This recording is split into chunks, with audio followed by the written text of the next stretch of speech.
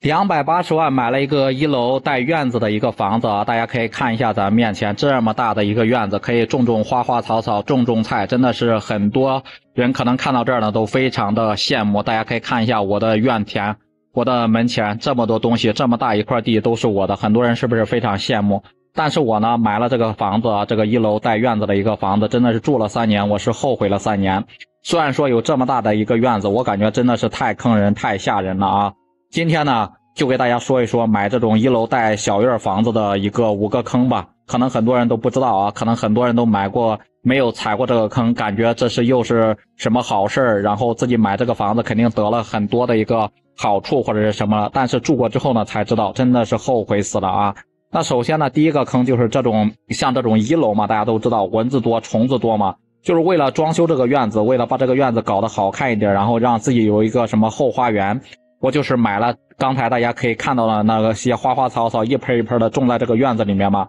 这个花花草草一多，再加上它是1楼嘛，就非常容易招这个蚊子。一到那个夏天的晚上，蚊子真的是太多了，基本上就嗡嗡嗡嗡嗡，吵的人就睡不着觉。我呢就本来是想着呢搞一个院子，然后自己再搞一个躺椅在院子里面，然后自己休息休息，享受一下这个田园生活。结果呢到夏天之后呢，根本就不敢在院子里多待，稍微待一会儿呢，那腿上呢，包括那小孩呢出来以后，那腿上咬的全部都是包，真的是让人太苦恼了啊。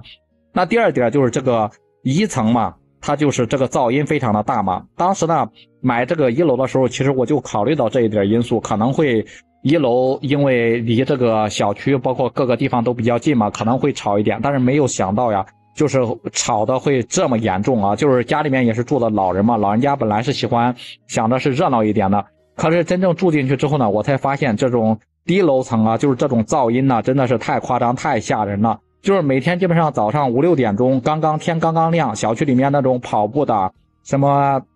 跳广场舞的，还有那种干什么不知道健身的，就开始浩浩荡荡的在小区里面，就是各种声音，各种嘈杂，各种吵人啊，时不时的还呐喊几句，还喊个口号什么的。有时候呢，你像晚上之后呢，我那个很多的夜班工作嘛，我是需要加班的，然后回来之后很晚嘛，加班之后2、3点才睡觉，结果呢5、6点就被吵醒了。真的是被他们吵得给受不着觉啊！去物业投诉也不顶用啊，顶多就管个1、2天时间。但是后面人家该继续这样就继续这样，谁让自己住到1层呢？然后吵只能吵着，只能自己忍受嘛。那像第3个坑就是这个隐私性太差啊，大家可以看一下，基本上我站在外面啊，通过这边，我如果窗户呢不拉这个帘子呢，别人在这外面看我家里面基本上就跟透明一样，然后换个衣服洗个澡被看得一清二楚的啊。真的是路过的人也非常好奇，他们特别喜欢往我们屋里看，就感觉特别的不自在，就感觉到自己天天跟个透明人一样，被别人看的跟所有东西都被别人看的给清清楚楚，家里面放个什么东西也都被看得清清楚楚的啊。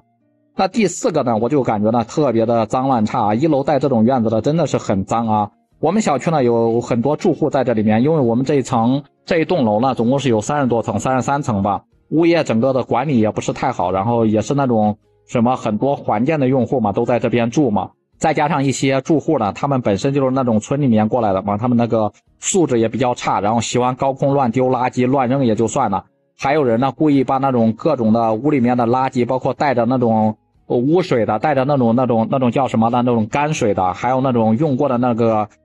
姨妈巾的或者什么，直接就从高空抛下来，直接就扔到我的院子里面。你像有好几次我都在屋里面休息嘛，然后突然听到院子里面啪的一声，轰的一声非常大，我出来一看呢，也不知道哪个没有素质的邻居，直接从楼上呢拎了一大袋的一个垃圾啊，直接就砸到了我的那个阳光那个房顶上面嘛。我就在想，如果说呢这个垃圾呢砸到我头上，后果真的是不堪设想，而且呢也没有什么摄像头，肯定到时候也找不到谁负责，只能自己吃这个闷亏。那像第5个坑啊，最重要的一点，我就感觉了这个1楼的这个房子实在是想往外卖啊，应该是难度非常大的。在这套房子里面其实住了1年多以后呢，我就想把这个房子给卖掉，我就非常不喜欢这个房子，我就想置换一个稍微那个5、6层的一个房子，稍微住的高一点。就在中介呢，